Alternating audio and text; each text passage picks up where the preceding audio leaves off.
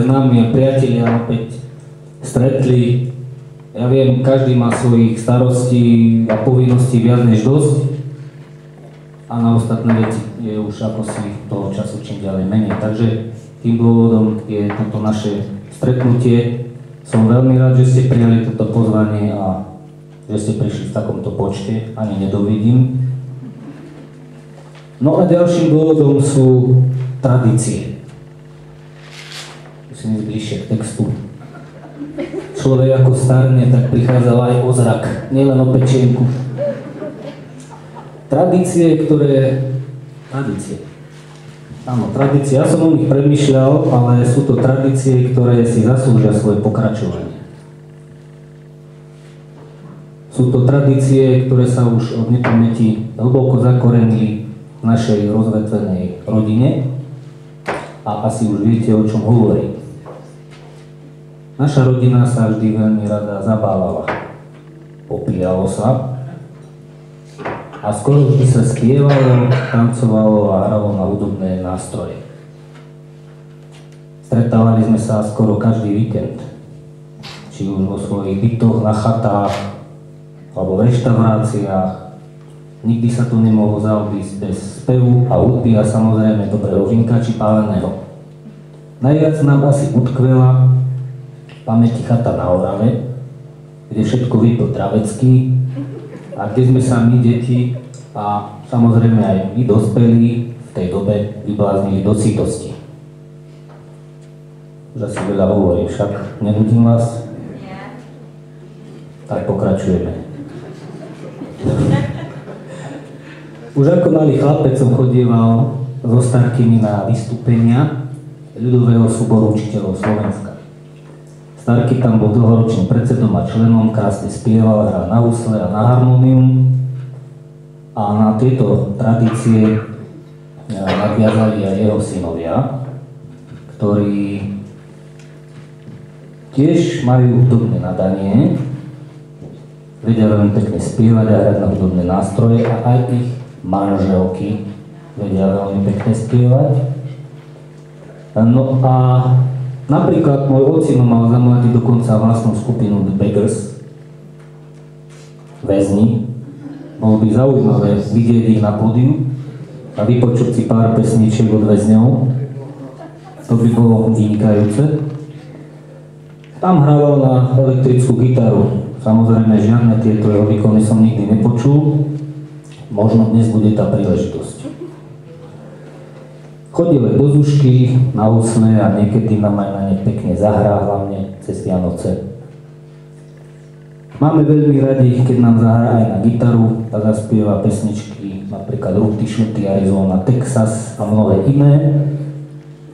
No a toto sú momenty, kedy sa človek cíti spokojný, je v pohode a pociťuje to ako bálzam na duši.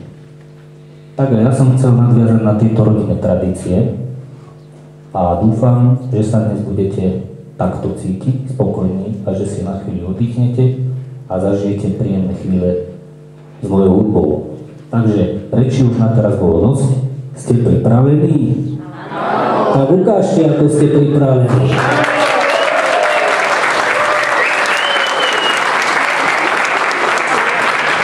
Lebo ja sa už trasím od nedočkavosti. Ale to je len zakamuflovaná, čo? Tréma. Takže ideme na to. Reči už bolo dosť. Na začiatok prebrátím list. By som vám zahral a zaspieval slovenskú pesničku, príznačnú pre dnešnú dobu, uponáhľanú, ustresovanú s názvom Bežím. Ja verím, že sa pri nej budete cítiť príjemne a aspoň na chvíľu zapnete na každodenný stres. Takže pesnička Bežím.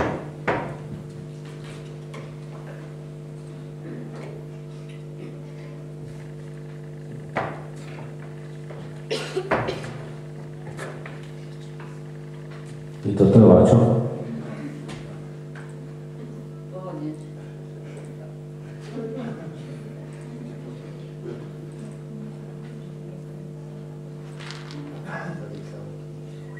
Neprijal by som byť vám v mojej koži. To si to ide so mnou vymeniť. Miliard. Ani sa mi od toho nechce. No, poďme ešte.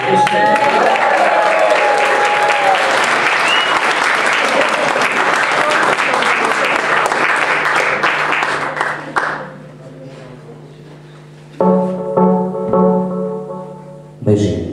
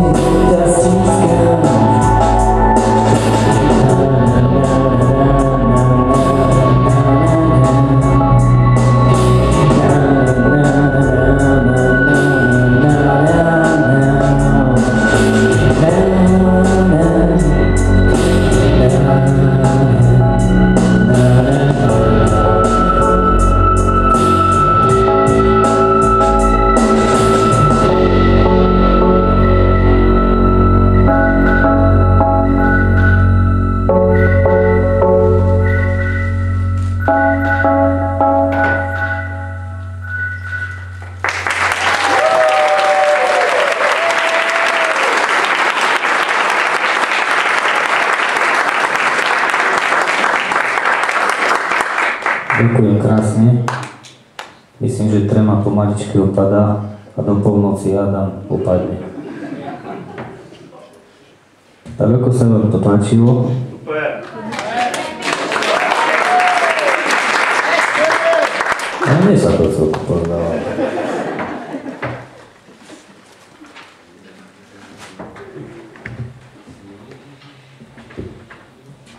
Budeme pokračovať, otočil som list, a budeme pokračovať anglickou pesničkou s názvom You Should Know, čiže mal by si vedieť.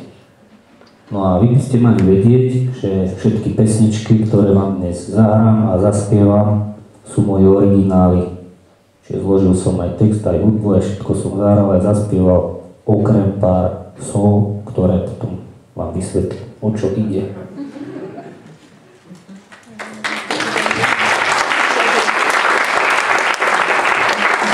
Takže You Should Know.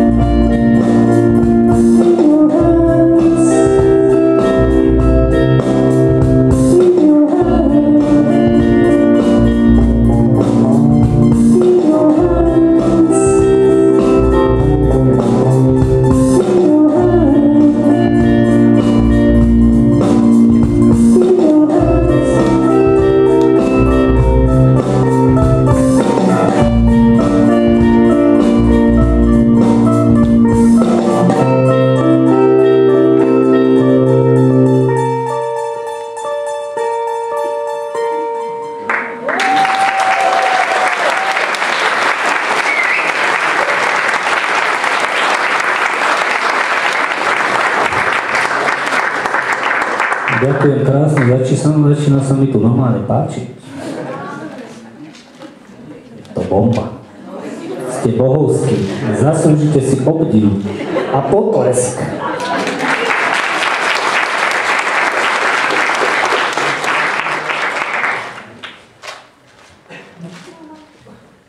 No, ďalšia pesnička bude slovenská. Bude o láske slovenskej. Je o tom, že vzťahy medzi dvomi ľuďmi, zamilovanými, môžu niekedy primrznúť, ako keby prišiel medzi nich citový mráz. A tak sa prosím trošku zababušte, aby ste mi nenachladli, pretože nasleduje pesnička s názvom Citový mráz.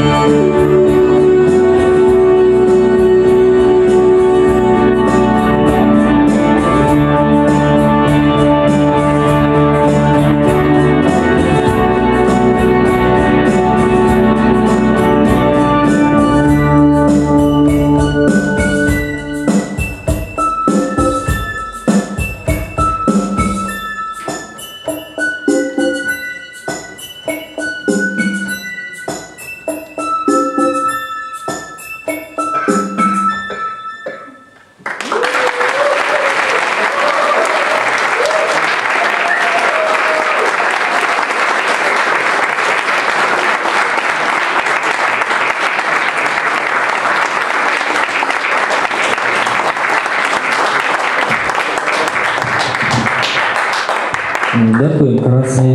Tak to vlastne bolo všetko. Ďakujem za pozornosť a pekný večer. No, takže ja by som teraz navrhoval takto. Mám trošku sucho v krku a mám aj naplánovanú takú malú 15-minútovú prestávočku a chcel by som ju využiť na to, aby som vás pozval, myslím si, štedro, nie večerno, ale štedro, prestretým stolom. A nech sa páči, občerstvica, je tam to vínečko, pivečko, pre ktoré ste sem samozrejme prišli, nie pre nejakú hudbu. Takže nech sa páči k stolom, máme teraz takú 15-minútovú prestávočku, dobrú chuť, na zdravie. Na zdravie. A ešte raz ďakujem krásne.